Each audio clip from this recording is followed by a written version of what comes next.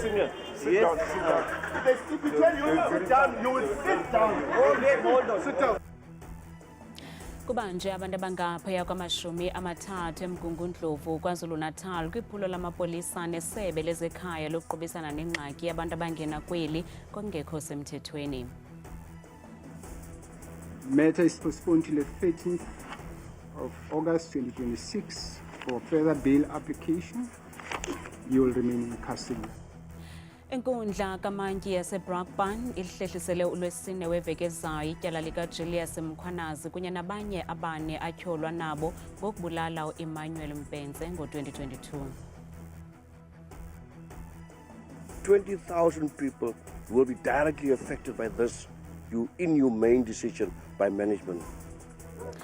Kudale ixhala noloyiko kubasebenzi inyathelo lokuvala inkampani Premier Foods kwidolophana iTulbagh eNtshona Kapa njengoko oku kunefuthe elibi kwimpilo yentsapho kulo mmandla.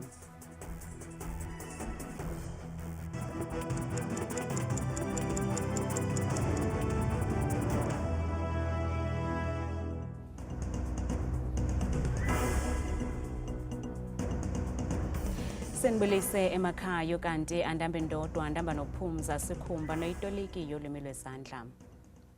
Kubanje abantu abangaphaya kwamashumi amathathu eMgungundlovu KwaZulu-Natal kwiphulo lamapolisa nesebe lezekhaya lokuqubisana nengxaki yabantu abangena kweli ngokungekho semthethweni. Oluqoqo belukwajolise kumashishini kuquka neendawo zokuthoba unxano nezishishina ngokungekho semthethweni.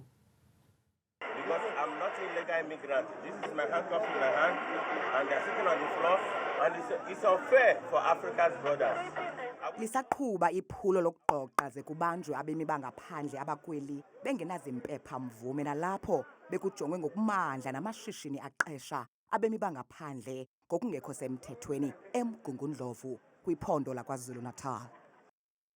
We are still on the ground in Pietermaritzburg in a operation involving the police, Msunduzi municipality, and our E2 partners, who are security companies, targeting illegal foreigners and illegal liquor outlets.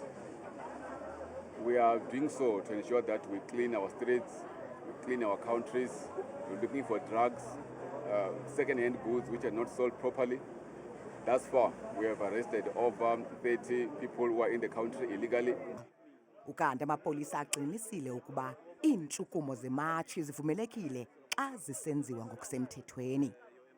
So where we are is that the area of Greater Underground Scope is quiet. We've got our POP monitoring the areas, and it's a warning to those who want to march. As much as they've got a right to march, they must do so within the ambit of the law. Nobody has got the right to assault anybody.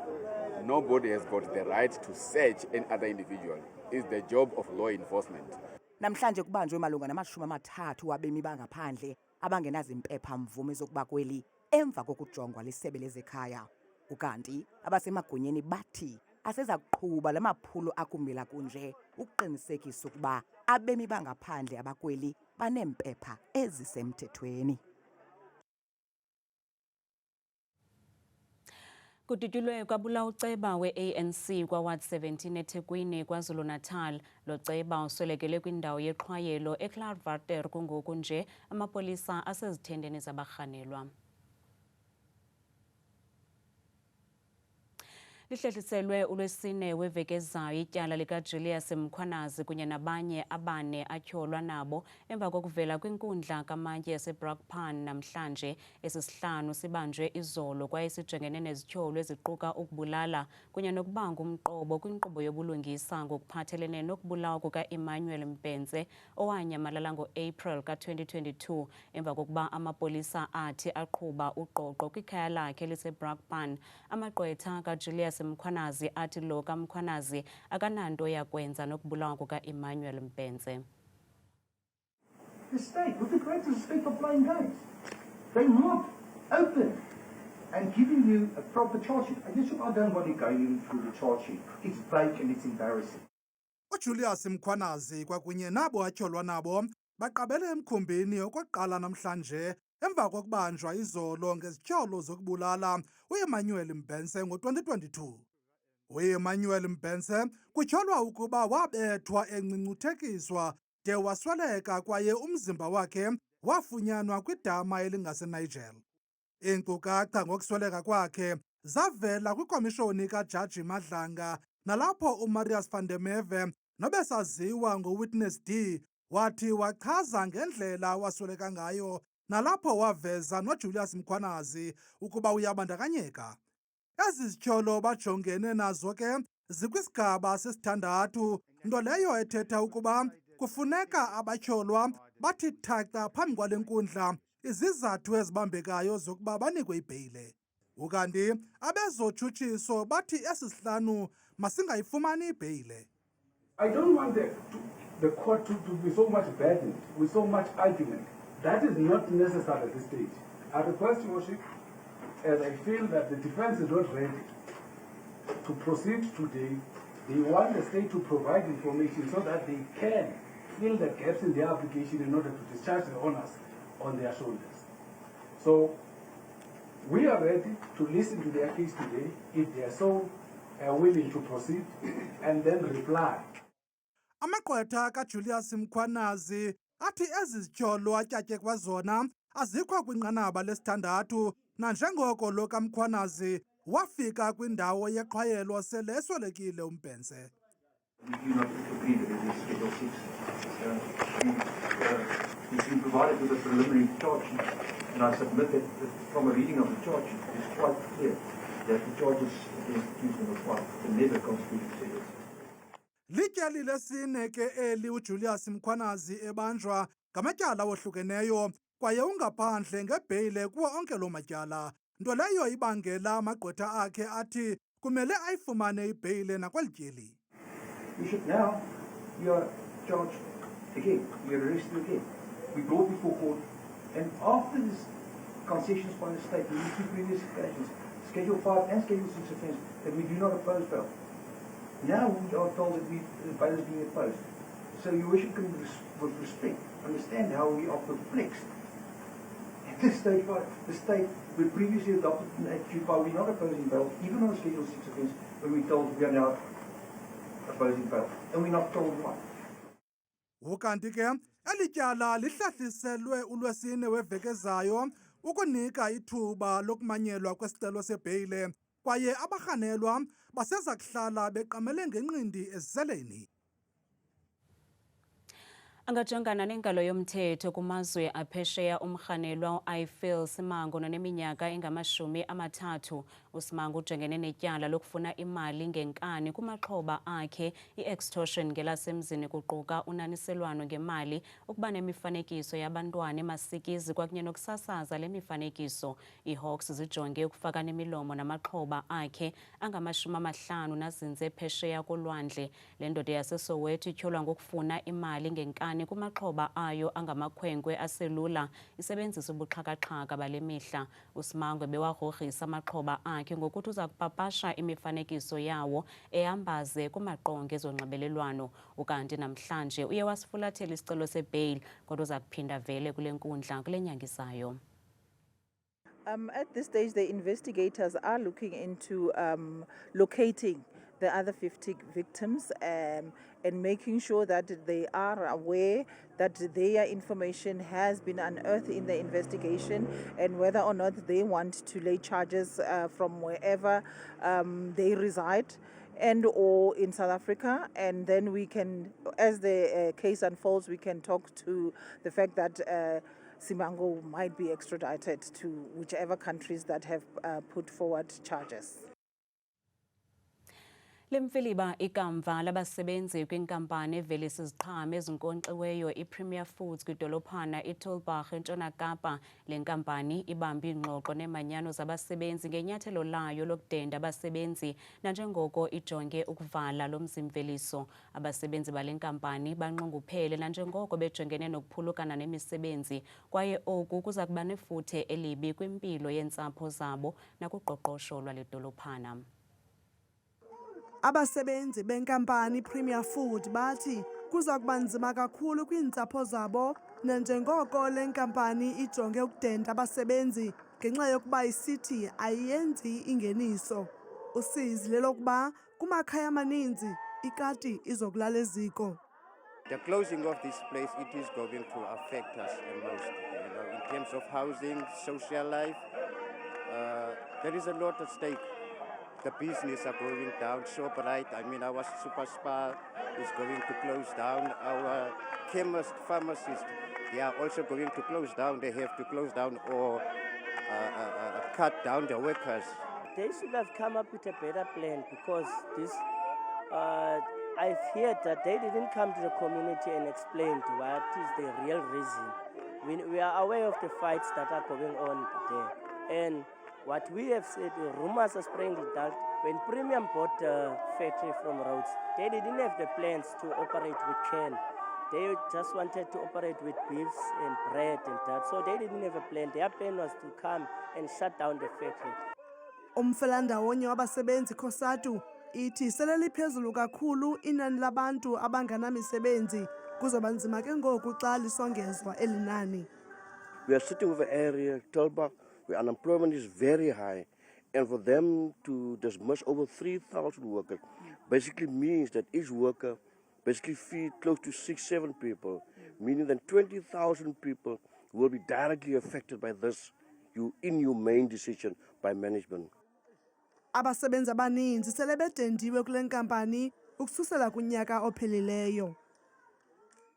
Intloko yophando ye-IDEC uMatthew Sisoko unike ubungqina obothusayo phambi kwekomishoni kaJaji Madlanga namhlanje malunga nokutshintshwa kweenkqubo zolawulo phantsi kobunkokheli buka-Advocate Andrea Johnson nalapho edize ukuba iinkcukacha eziyimfihlo kakhulu zazigqithiselwa kuye ngqo. uMatthew Sisoko oyingcali kwezophando kweenkqubo zolawulo e-IDEC utyhile amayelenqe enzekayo ngaphakathi kweli candelo nathi ayejoliswe kumagosa aphezulu esipoliseni nayesakhiwa ngowayesakuba yintloko yeli candelo uAdvocate Andrea Johnson. There were matters that would come directly to the ID's office, and colloquially in the office they would call them ID matters because the ID would have taken decision on those matters. And in the OMC, they wouldn't be discussed. All other matters will be discussed except for those, because of it was indicated there were sensitive matters. Ukwaphakamise namathandabuzo malunga nexesha lokuthunjwa kwakhe ekuqaleni kaNovemba kunyaka ophelileyo. While I cannot say with certainty if this event is related to my work, however, there were two distinct occurrences during the robbery that makes me suspicious. First, the kidnappers demanded a firearm. When I told them I did not have one, they assaulted me so much as if they knew I should have one. Second, when they took all the gadgets, laptop, cell phone, tablets, Samsung watch, they asked for PIN numbers and passwords of all these gadgets. However, on the work laptop, they specifically demanded that I write the password on one of the kidnappers' phone, and they took the laptop to a house. They only did this with the laptop. Usisoko uthi utshintsho lwenzekayo esakubuyela emsebenzini emva kwesisehlo lolubhekiselele ekumohlutheni amandla nokumkhwebula kwezigqibo angazenza emsebenzini nangona wayesajongene noxanduva lophando kweli candelo. Ikomishoni isaqhuba. Komishoni kaJaji Madlanga ithi ifumene ubungqina obuphathekayo ngakulowo ungusekela mkomishina lamapolisa kuzwelonke onqunyanyisiweyo uNjengele Shadrack Sibiya, ingqina elaziwa ngoWitness G, uSajeni Fani Nkosi kunye noBrown Mukhotsi. Ikomishoni ithi bonke aba bakhankanyiweyo mabajongane nophando lolwaphulo-mthetho olukhawulezileyo. Ezi zindululo ziqulathwe kwingxelo yesibini yethutyana yale komishoni engeniswe ngumongameli Cyril Ramaphosa ngenyanga kaMeyi. Le ngxelo ikwandulule ukuba kwenziwe uphando malunga nezityholo zokusebenza ngaphandle komthetho kwephulo lezobuntlola elibandakanya uMukhosi Kotsi kunye nengqina uWitness G. Le miba ngoku iza kuphandwa liqela elikhethekileyo lesipolisa ngaphambi kwengxelo yokugqibela yekomishoni ekulindeleke ukuba iphume ngoNovemba.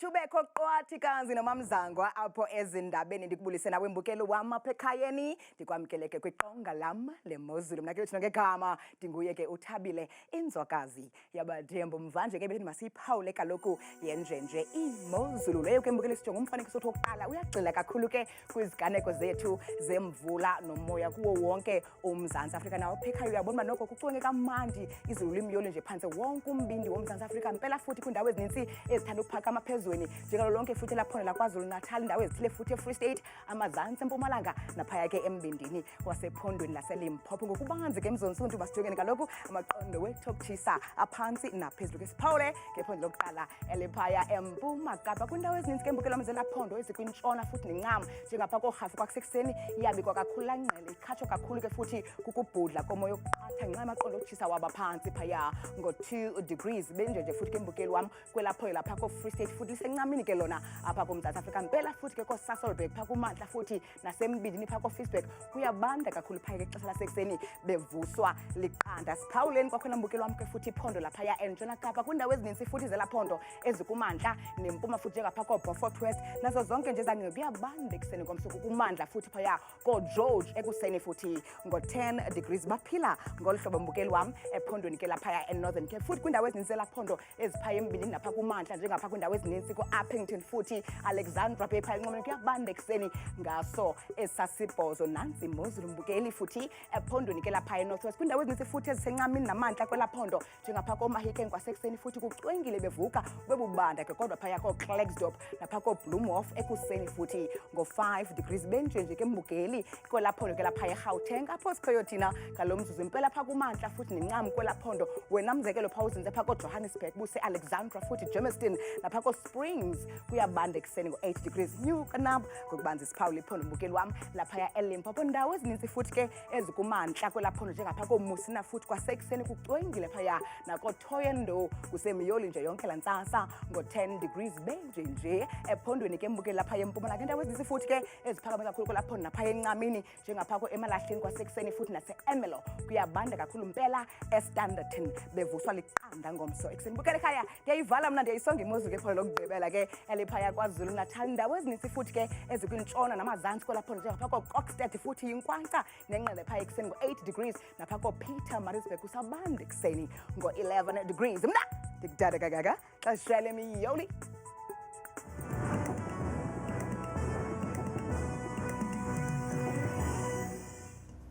Kamnandi mawethu.